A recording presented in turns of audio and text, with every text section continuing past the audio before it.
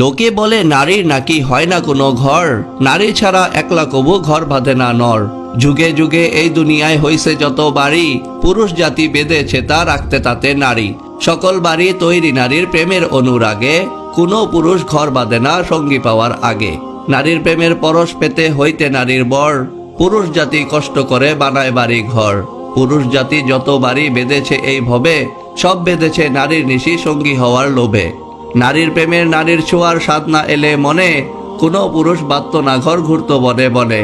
যত রকম বসত বাড়ি আছে ভুবন কুলে, পুরুষরা তার মিস্ত্রি মালিক, নারীরা তার মূলে।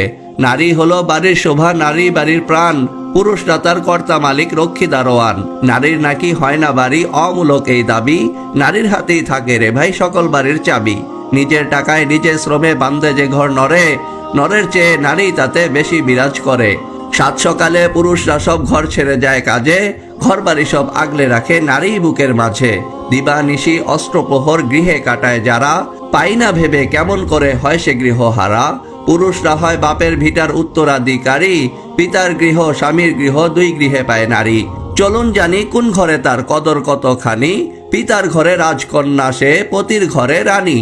কে বলে রে এই দুনিয়ায় গৃহহীনা নারী, পিতা পতি ভাইয়ের বুকে তাদের বসত বাড়ি।